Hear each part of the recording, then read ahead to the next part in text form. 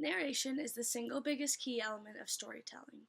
The way it is used and the effectiveness of it can change an entire story. It can also change how the reader or viewer understands the story and what they take away from it. The type of narration is often apparent, but sometimes it switches and the reader or viewer doesn't even realize. I'm going to start this video by giving you guys some background information on the different types of narration and how they're used. This image explains the use of pronouns the narrator uses to describe characters. They might use first person, third person, or second person, and depending on that, the pronouns change. This describes narration in the most basic way, just scratching the surface on how narration is really used. Within first, second, and third person narrative, there are subcategories. For instance, the third person narrative can be objective, limited, or omniscient. There is also internal and external narration. An internal narrator shares the story from their own perspective. They are restricted only by what they know and cannot share information that is not directly shared with them. An external narrator is often the least believable because they can show what is going on in other characters' lives, but without actually participating in them. This is a lot, I know. As viewers and readers, we don't want to have to analyze the relationships of who is telling the story or try to figure out how they know what they do.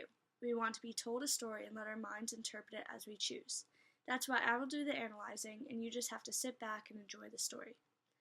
I'll be discussing The Great Gatsby.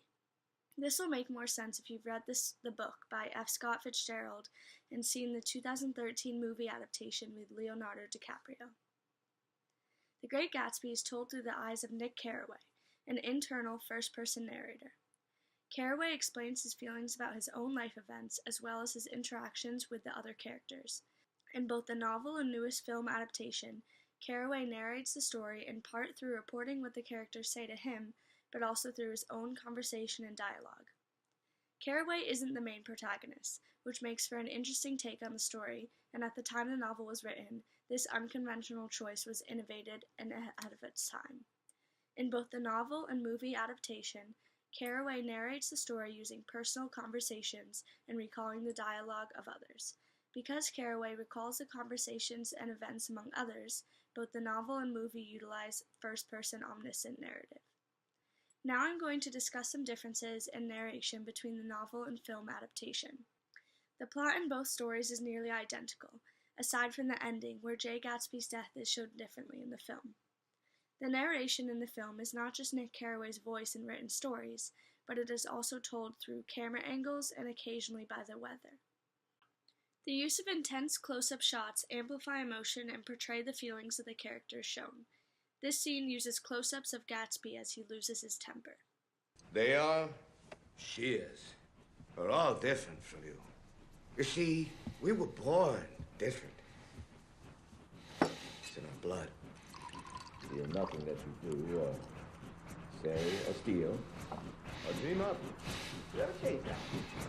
A girl like this. Shut up! You shut up! Shut up! Shut up!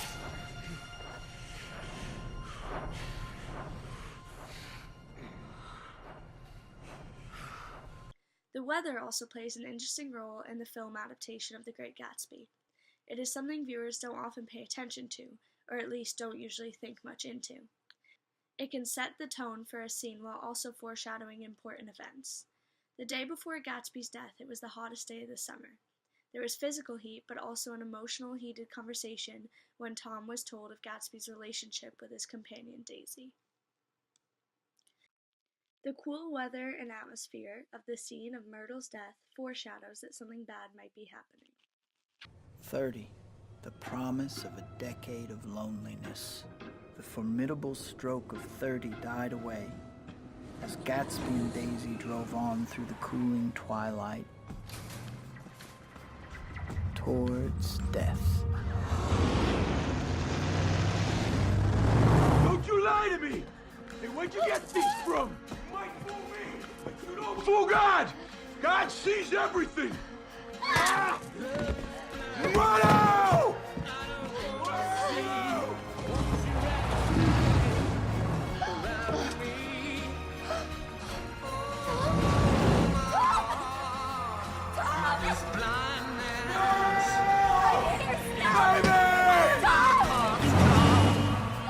Try to this street, and I see my love made complete. The thread is ripping, the knot is slipping. Love is blindness.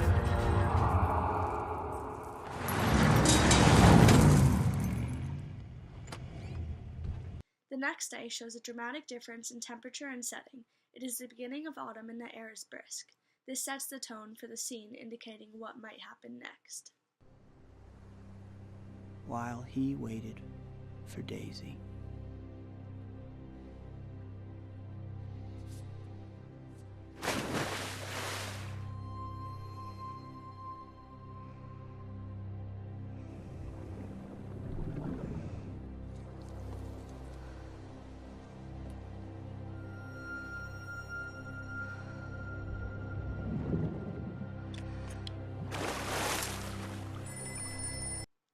While the weather is a very influential aspect of the film, it also appears in many parts of the novel.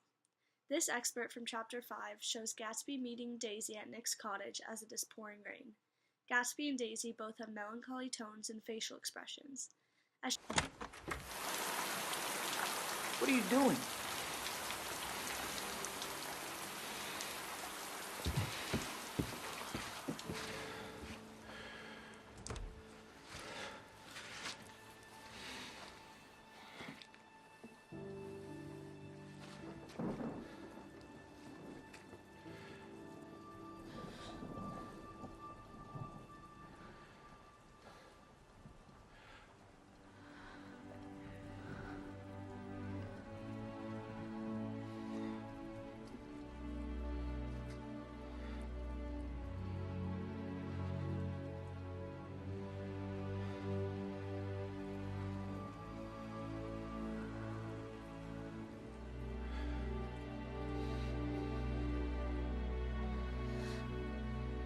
I'm certainly glad to see you again.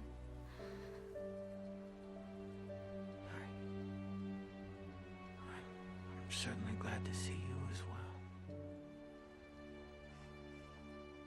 As Chapter 5 unfolds and Gatsby and Daisy have gotten over their nervousness to reconnect, the rain stops and it's bright outside.